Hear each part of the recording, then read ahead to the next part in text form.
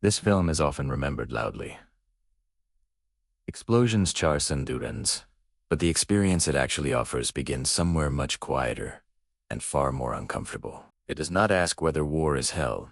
It assumes that instead, it asks what kind of person survives it without becoming something else. This is Hacksaw Ridge, released in 2016. A war film, yes, but one that unsettles not through spectacle alone. It builds tension by placing a single, unyielding belief inside an environment designed to crush it. Most people think they know what kind of story this is within minutes. That confidence is exactly what the film quietly dismantles. Before uniforms, before training, before the sound of gunfire. There's a boy watching violence enter his home. It isn't framed as destiny. It's framed as damage, a moment that doesn't explain his future choices, but shadows them. You can sense that something inside him closes that day, not out of fear, but out of resolve. A line is drawn that cannot be crossed again. As he grows, the world around him grows louder, stronger, more demanding. Manhood is defined through force, through dominance, through the ability to endure pain without complaint. He does not reject these ideas openly. He simply doesn't fit inside them, and that difference is treated not as innocence, but as weakness. When war arrives, it doesn't feel like a call. It feels like inevitability. Everyone is choosing sides, roles, identities. To refuse is to disappear. To comply is to survive. He chooses something that looks like both and neither. He steps forward, but on terms that make no sense to anyone watching. This is where the unease settles in. He does not argue loudly. He does not provoke. He simply states what he will not do, and that refusal becomes a disruption. Systems built on obedience react poorly to limits, especially moral ones, especially when they come from someone who otherwise appears willing. Training exposes the real conflict long before combat does. Bodies are tested, hierarchies enforced, identity stripped down and rebuilt into something efficient. Everyone is meant to become interchangeable, and here's someone insisting on remaining distinct, not out of pride, but out of belief. What happens next exposes something uncomfortable. Strength is not a single thing, and the kind this place values most is the kind he refuses to develop. His presence forces others to confront that distinction, and they do not appreciate it. Ridicule turns to frustration. Frustration turns to threat, because someone who will not bend makes bending visible in everyone else. He is punished not because he fails, but because he succeeds on the wrong terms.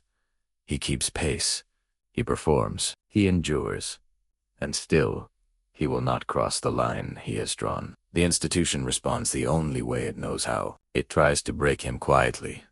10, publicly. 10, for Maji.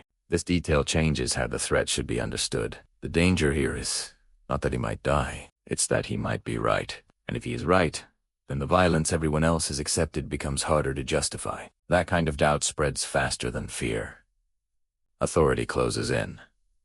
Paperwork replaces fists. Rules are weaponized. The process feels clean, rational, unavoidable. This is how systems erase what they cannot convert. Not with cruelty, but with procedure. Watching this unfold is unsettling because it looks reasonable, even necessary, until you notice what it costs. He stands alone not because no one agrees with him, but because agreement would require others to risk something. Reputation.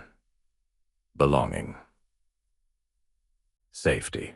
It is easier to let one person absorb the pressure than to question the structure applying it. When the decision finally turns in his favor, it doesn't feel like victory. It feels like permission. A fragile allowance to proceed, conditional and temporary. He is not embraced. He is tolerated, and tolerance, in war, is a thin shield.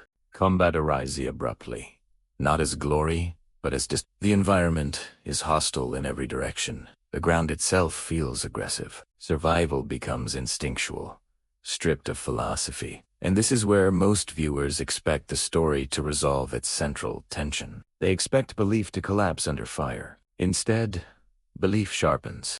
Chaos does not force him to change. It reveals what he has been holding steady all along. While others react, he focuses. While others look outward for targets, he looks downward, toward the fallen, the unheard, the abandoned. The battlefield does not convert him into a weapon. It converts him into something else entirely. But this transformation is not announced. It is discovered moment by moment, action by action. He moves when others retreat. He stays when staying makes no sense. And still, he does not seek recognition. He is not proving anything. He is responding to need. Fear remains everywhere. Not just fear of death, but fear of uselessness. Fear of being outmatched. Fear of becoming obsolete in a world that rewards destruction. His behavior quietly reframes that fear. It suggests that usefulness does not always come from power. Sometimes, it comes from presence. The men around him begin to notice, not because they are persuaded, but because they are affected. Lives are interrupted from ending. Pain is delayed. Loss is reduced by inches, by seconds. These are not dramatic victories. They are accumulations. And accumulation is how meaning is built here. This is where the story pauses its forward momentum and deepens instead. The question is no longer whether he belongs. It's whether the others understand what belonging actually means. Because in a place designed to erase individuality, someone has found a way to matter without becoming violent. By the time this part of the story comes to rest, the conflict has shifted. Not resolved, not soft. Shifted. The battlefield remains. The danger remains. But the assumption that survival requires surrendering one's core has been quietly challenged, and that challenge hangs in the air, unresolved, as the noise of war continues around it.